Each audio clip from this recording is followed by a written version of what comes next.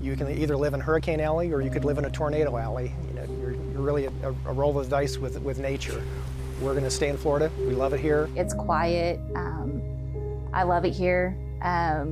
It's not all tornadoes, and we don't want to be known for that. We've enjoyed a great run with no catastrophic damage on the coast. You know, we drew the short straw this time. We're going to pay the price. If you live in an area where it rains, your house can flood.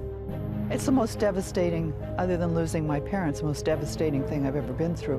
Well, I don't like to say that builders cut corners, but builders lobby for low standards and lobby for things that will reduce cost. I'm worried for the world. If we look at climate action, we're not doing enough. Never thought in a million years that I'd be sitting here having this conversation with you.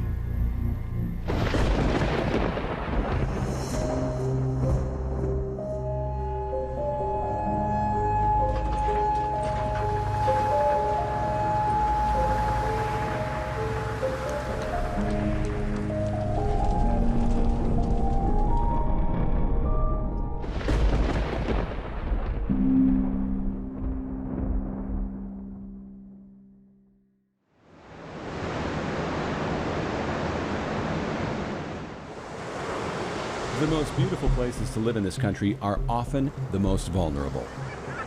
You want the coast? Every hurricane season, you are on guard for what could spell disaster for over a third of America's population. You want to live up in the hills away from all the congestion? You are a wind shift and some dry brush away from losing everything. Maybe you like living near a river in the heartland of America. Better hope the spring doesn't bring you dangerous floods, or if you choose the wide open plains, a tornado can cause you to lose it all in a matter of seconds. Meanwhile, some of the biggest population areas live on active fault lines, and it's just a matter of time until it could all come crumbling down. Well, there's fires and earthquakes in California, there's tornadoes in Tennessee, and there's hurricanes on the coast, on the southern coast. So you do, to some extent, pick your poison where you live, and you know, the circumstances of our environment are a reality. So knowing what we know can happen, what are we doing about it?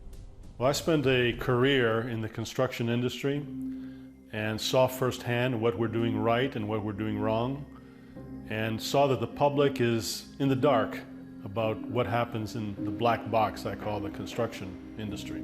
We've got to stop this insanity where we design to the bare minimum, build, have Mother Nature destroy it, we rebuild, only to have it happen again and again and again. We really don't know to what standards our homes and communities are being built. Good. Builders are either giving us what we ask for, or when building a spec house, they're giving us what they think we'll buy. But that doesn't mean they're giving us a home that will survive a major disaster. We need a system that has more longer-term liability for built for purpose. In other words, when a home is built, it's not good enough to be built to code. It should be built to withstand the local hazards. And most of those local hazards are really known to us. So I think the legal system needs to adapt to a higher standard of responsibility, I call it, liability perhaps, but definitely accountability to hold the building community, to hold permitting officials, to hold the engineers and architects to a performance standard. The only one with true skin in the game is the owner of the house. For most people, that's our biggest investment. Way back in 1754 BC, builders used to have a much bigger stake in the outcome. Hammurabi's code stated if a builder builds a house for a man and does not make its construction sound, and the house which he has built collapses and causes the death of the owner of the house, the builder shall be put to death. It certainly ensured the builder had skin in the game. It all boils down to economics. If things are made more vulnerable, it's cheaper. And if it's cheaper and the customer is not willing to pay more for a resilient home, there's more profit. So it's all driven by profit. The damage major weather disasters cause is hard to imagine if you aren't there. In the case of Panama City and Mexico Beach, Florida, a city and a quiet little beach town were turned into a disaster zone in a matter of hours when Hurricane Michael hit. This community has completely been altered and will be altered for a long time. It's changed. It's forever changed. It's stunning.